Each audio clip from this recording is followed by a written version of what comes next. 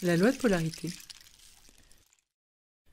Selon la loi de polarité, chaque chose possède deux extrêmes qui sont aussi parfaitement complémentaires et indissociables. C'est la fameuse histoire du yin et du yang, qui sont en permanence mouvants et en quête constante d'équilibre. En clair, sans yang, point de yin, et sans yin, point de yang, puisque les deux sont indissociablement liés, à l'image du jour et de la nuit. Au cœur de la nuit se prépare un nouveau jour. C'est le sens de ce début de cette boucle dessinée par le yang, à minuit, pour dire que c'est à ce moment-là, c'est à minuit que commence à émerger le yang. Et c'est aussi le sens de ce dessin du yin et du yang avec un point yin dans le yang et un point yang dans le yin. Il y aurait bien sûr une infinité de choses à raconter sur cette loi. C'est l'histoire de la dualité et donc du jugement. Quelques exemples éloquents de cette loi de polarité associée à celle du mentalisme et de l'attraction. Si je porte le respect en étendard, il est probable que je rencontre l'irrespect sous toutes sortes de formes, puisque le chemin d'une vie, c'est de se détacher progressivement de la dualité, puisque la dualité amène au jugement et nous éloigne donc de l'amour qui est sous-jacent à toute la création. Au fond, si je me focalise sur le respect, j'émets la croyance selon laquelle on ne me respecte pas. Alors que la seule chose importante au fond, c'est que je me respecte. Si je me détends sur cette notion de respect, et que je fais en sorte de me respecter, je n'ai plus à porter de pancarte. Le respect est une valeur cardinale pour moi. Je reviens alors à un point d'équilibre comme une sorte de point zéro qui m'affranchit du besoin de focaliser sur cette paire yin et yang, respect-irrespect. Au fond, chacune de ces paires mérite d'être observée selon son contexte. Dans son magnifique livre intitulé Initiation, Elisabeth Eich développe ce qu'elle appelle les qualités jumelles.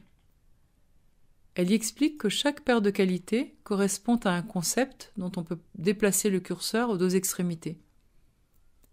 Ainsi, la première paire, se taire ou parler, a trait bien sûr au concept d'expression. Et c'est le contexte qui va définir s'il est judicieux de se taire ou de parler.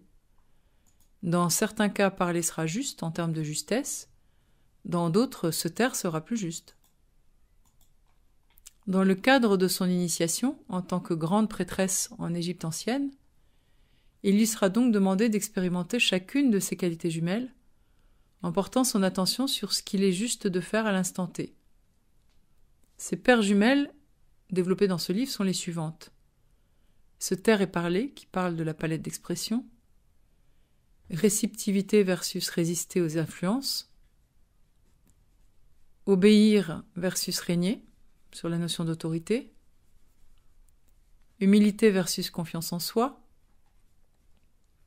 Rapidité de l'éclair versus pondération, sur l'exercice de la décision par exemple.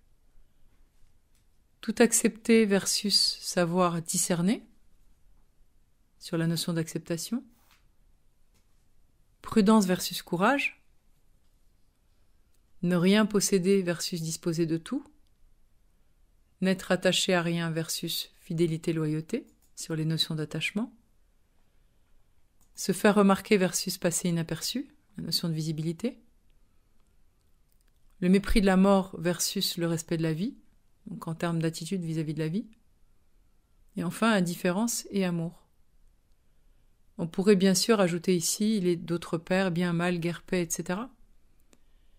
Et de la même manière, on pourrait regarder les notions qu'on a appelées Dieu et le diable dans notre monde comme les deux faces d'une même pièce. Une face côté lumière et création, et l'autre face côté ombre et destruction.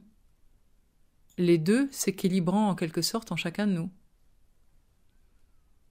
La loi de polarité nous amène à nous questionner sur les vérités que nous nous racontons, et sur leur bien fondé. C'est aussi une loi qui met en exergue nos jugements, en vue d'aller plus loin, vers un regard plus apaisé, plus équilibré, un regard d'amour en somme. Alors pour appliquer cette loi universelle au quotidien, je peux me poser la question suivante.